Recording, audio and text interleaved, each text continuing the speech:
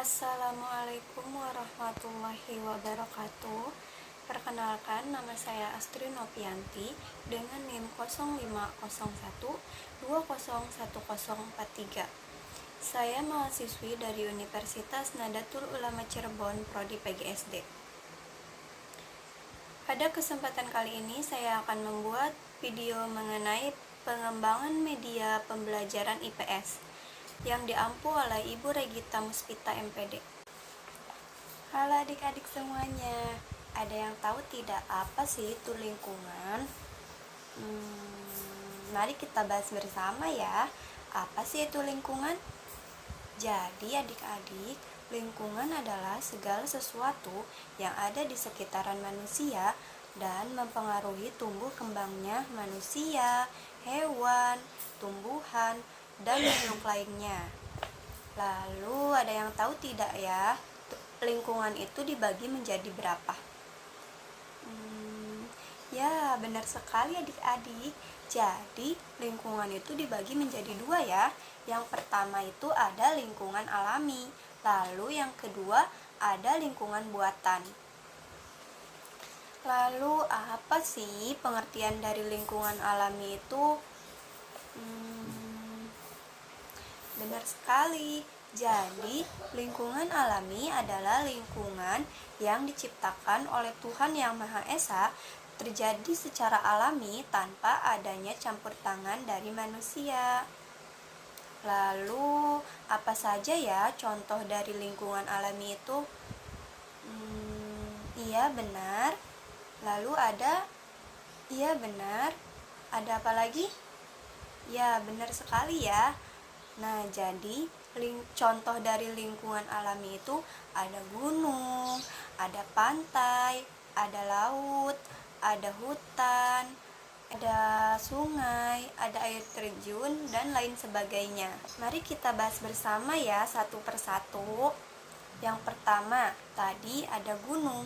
Gunung merupakan gundukan tanah yang sangat tinggi dan besar yang di dalamnya terdapat lahar panas.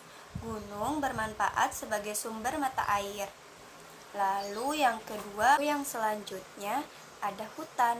Hutan merupakan lahan yang sangat luas dan di dalamnya terdapat hewan, tumbuhan, dan makhluk hidup lainnya. Hutan bermanfaat sebagai tempat tinggal hewan, tumbuhan, dan lain sebagainya ya, makhluk hidup yang ada di hutan. Lalu yang selanjutnya ada pantai. Pantai merupakan letak geografis yang terdiri dari pasir. Pantai merupakan perbatasan antara daratan dan lautan.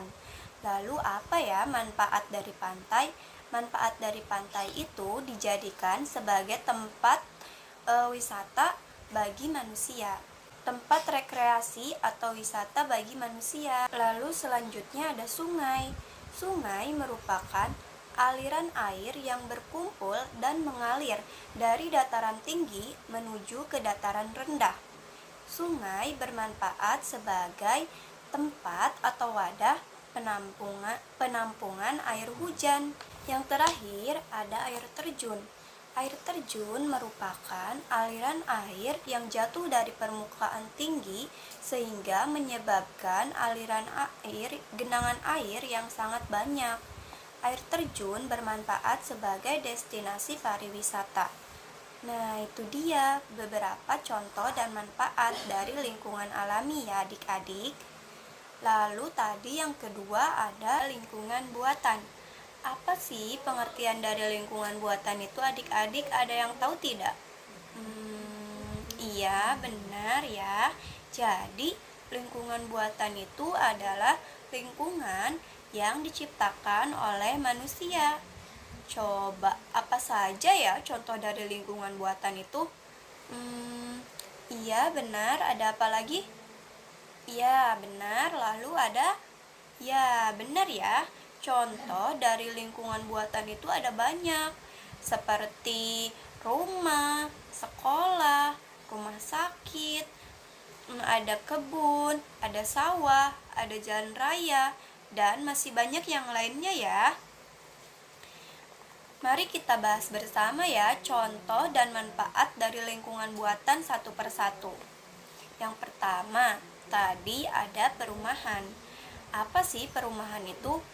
Perumahan adalah lingkungan yang terdiri dari berbagai macam rumah yang dijadikan sebagai tempat tinggal bagi manusia. Apa ya manfaat dari rumah itu? Rumah itu sebagai pelindung dan sebagai tempat tinggal manusia ya. Lalu yang kedua ada sekolah. Sekolah merupakan tempat belajar bagi para siswa dan siswi. Lalu manfaatnya apa ya? Manfaatnya sebagai tempat untuk belajar siswa-siswi. Lalu yang selanjutnya ada jalan raya. Jalan raya merupakan jalur penghubung dari satu daerah menuju daerah lainnya. Apa sih manfaat jalan raya itu? Jalan raya bermanfaat sebagai alat transportasi darat seperti mobil, motor, sepeda, dan lain sebagainya. Lalu yang selanjutnya ada sawah. Sawah merupakan ekosistem buatan manusia yang terdiri dari ekosistem buatan manusia yang berpetak-petak dan dibatasi oleh galengan sawah. Sawah dijadikan lahan pekerjaan bagi seorang petani. Lalu yang terakhir ada taman. Taman merupakan sebidang tanah yang ditanami oleh berbagai macam tumbuhan oleh manusia. Taman berfungsi sebagai pencegah populasi udara. Nah, itu dia beberapa contoh dan manfaat dari lingkungan alam, dari lingkungan buatan ya adik-adik. Nah, itu dia adik-adik, sudah selesai ya materi yang Kakak bahas mengenai lingkungan. Kakak di sini mempunyai beberapa soal ya mengenai pertanyaan tadi. Nah, Kakak ingin kalian menjawabnya ya dengan bersama-sama. Jika ada yang tidak mengerti, boleh menanyakan kepada Kakak.